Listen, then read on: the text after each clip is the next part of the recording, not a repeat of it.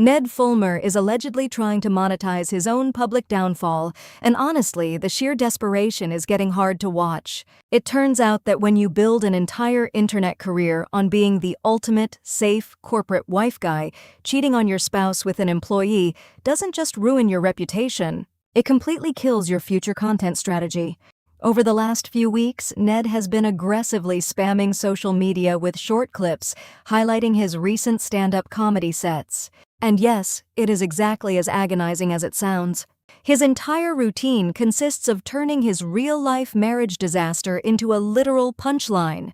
He is actively treating his ruined career like a rebranding opportunity. Now, newly leaked platform metrics suggest his views are cratering anyway. Did he actually think the internet would just laugh along with his betrayal? Or is this whole cringe-worthy comeback just a tactical setup for an even messier announcement? Welcome to the commentary room. Anyway, let's look at the actual stand-up footage because it is an absolute disaster. Ned walks onto a dimly lit comedy stage and immediately unloads on his past life. He looks a room full of random strangers in the eye. Then he proudly tells them he tried having a midlife crisis. He jokes about writing a BuzzFeed listicle titled 10 Reasons Why Having a Workplace Affair Will Shatter Your Marriage. He literally repeats the exact same setup and punchline back to back in his edited social media clips. He looks at the audience and says, "If you know me, I am sorry." He follows that up by saying, "If you don't know me, please do not Google me." It is a level of public self-sabotage bordering on actual delusion. This man was once the golden boy of mainstream digital media. Now he is begging people to avoid basic search engine queries. Yet he actively posts videos that ensure they do the exact opposite. But like I said, Ned claims this new comedic era is just a normal coping mechanism. He expects the internet to believe that trauma dumping on a comedy stage counts as genuine emotional healing.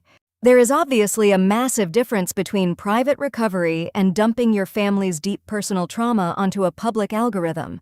This messy situation did not just affect his personal ad revenue. It permanently altered the lives of his ex-wife Ariel, his young children, and the other people involved in the workplace scandal. The online community is collectively refusing to buy this sudden, low-effort philosophical rebranding. Online critics are pointing out that making light of a betrayal that damaged an entire company is wild. People do not want to see him laughing or poking fun at a mess that caused real-life collateral damage.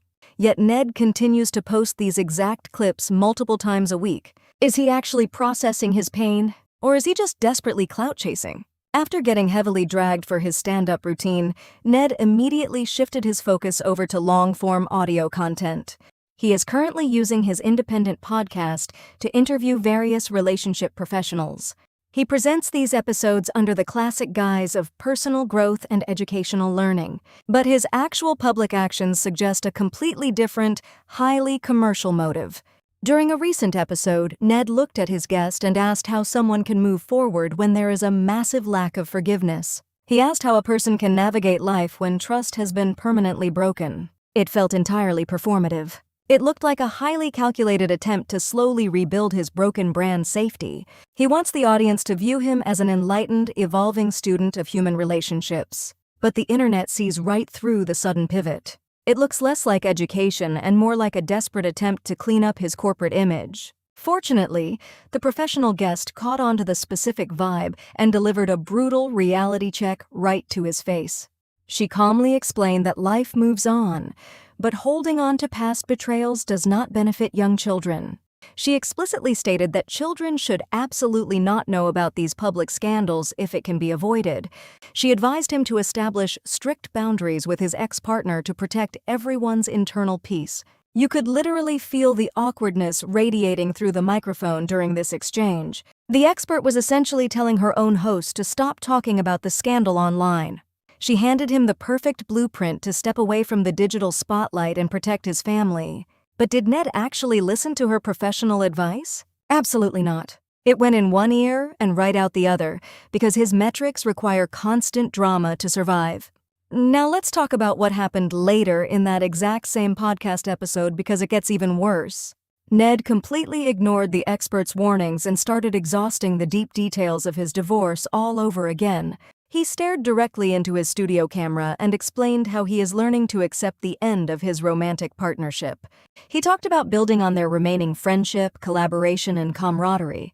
He then explicitly complained about previously defining his entire identity through a quartet of other characters. That was a very clear, very shady jab at his former business partners over at the Try Guys. He is aggressively trying to convince his remaining subscribers that being part of a massively successful group was holding him back. He is pushing a wild narrative where he is somehow playing the victim of his own workplace misconduct. But the entitlement does not stop at shading his old corporate teammates. Ned went on to explain how he has recently started taking solo trips for the first time in his life. He described traveling alone as a completely new experience that has been incredibly rewarding to his soul. It is genuinely fascinating to watch an influencer try to spin a public exile into a spiritual journey of self-discovery. He expects the internet to cheer for his new sense of individuality while he continues to exploit his old scandal for views. He wants the benefits of a quiet, private life while refusing to log off the internet. It is a highly hypocritical stance that is alienating his remaining casual viewers. He claims he has moved on from the drama, but his entire upload calendar proves he is still sitting right in the middle of it. The online community is not holding back their absolute disgust in the comment sections. A highly upvoted post on the commentary subreddit recently pointed out that Ned essentially tricked a professional relationship expert onto his show just to secure a free therapy session.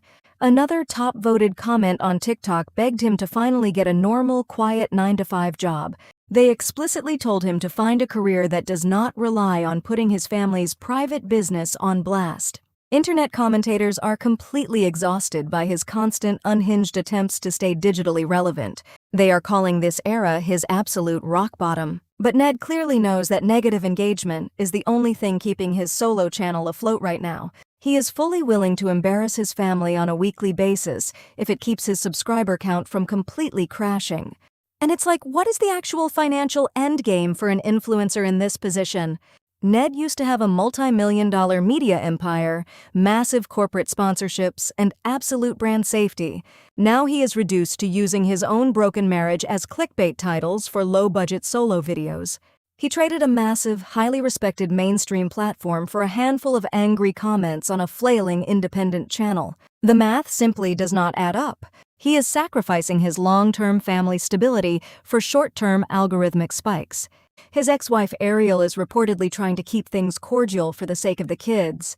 This is honestly a miracle given his current public posting schedule. He is proving to the world that he does not care about the emotional cost of his content as long as he gets to remain the star of the show. So what do you think about Ned Fulmer allegedly milking his own cheating scandal for algorithmic clout?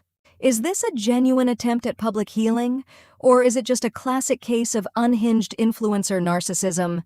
He traded real-life family respect for temporary internet metrics, and the community is completely over the drama. Will he ever log off and find a normal career? Or is he trapped chasing digital attention forever? Drop your thoughts below.